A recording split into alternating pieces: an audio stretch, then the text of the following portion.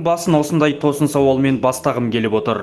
Шынында да Шерзат сотындағы судья нені жасырып қалмақ?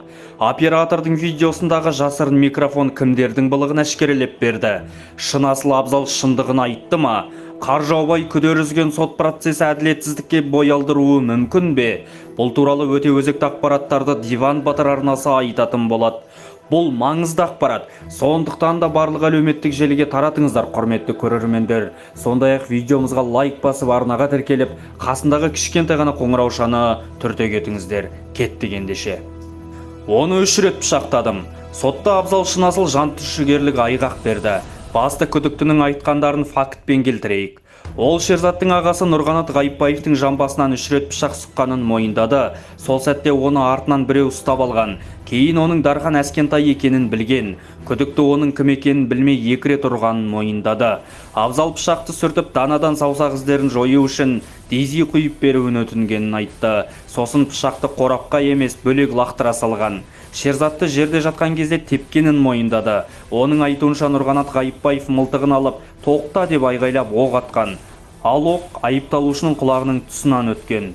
Абзалға қай баптар бойынша іс қозғалды? Қылмыстық кодекстің 99 бабының 2 бөлімі, 5, 9, 14 тармақтары аса қатыгездікпен, бұзақылық ниетпен кәмелетке толмаған адамға қатысты өлтіру, 293 бап 3 бөлігі суық қару арқылы жасалған бұзақылық баптары қозғалып отыр. Бір қызығы, сот процесінің соңындағы видеода жазылып қалған мына аудио жазбалар елді елең еткізді. Сот үзіліс жасайды 14 сағат 30 минутқа дейін. Тұруларыңызды сұраймын.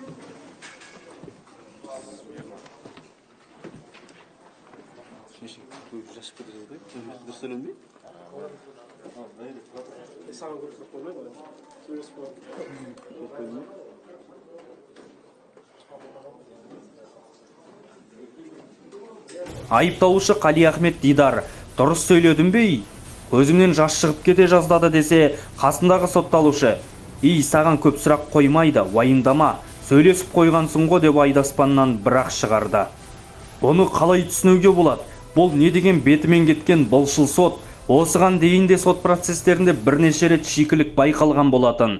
Судья мырзаның фокустың бәрін айыпталушы тарапқа аударып, оларды құдды бір жәбірленуші секілді қорғаштап көп сұрақ қойғызбауын талап етуі, айыпталушы тараптың өтінген барлық жағдайын жасап беруі, сотталушылардың адвокаттарының көрсеткен мимикалары, қылмыскерлердің жүзінен өкініштің белгісі байқалмай, керісінше соттан күліп шығып көңілді отыруы көп нәрседе шикілік барын аңғартады.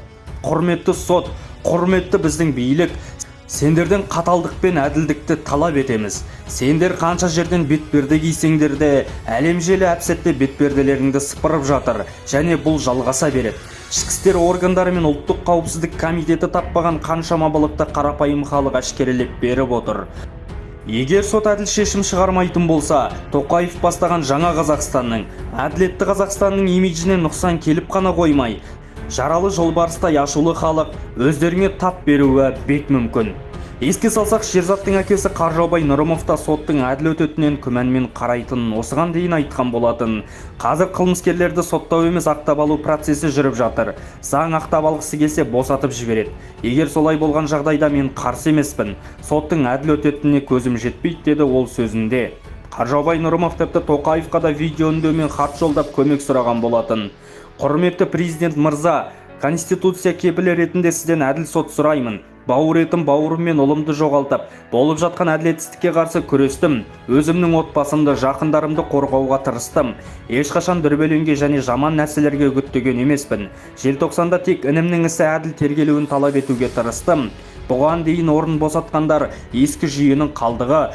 Сондықтан әділетті Қазақстанға сене отырып күресуге бел будым. Сізден соттың әділетті өтуін сұраймын. Қазақтың ұлдары мен қыздары көшеде өлуі осымен тоқтасыншы делінген видео үндеуде. Бірақ біздің президент жәбірленушіге көмек қолын созудың орнына қандастар заңға бағынуы тиіс деп Нұрымовтардың әулетіне дүрсе қоя берді. Оған дейін де одан кейін де ешқандай мәлімдеме жасаған жоқ.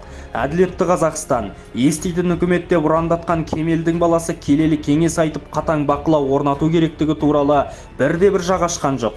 Осыдан кейін де соты президентке бағынатын демократиялы мемлекеттен қандай әділеттілік күтуге болады?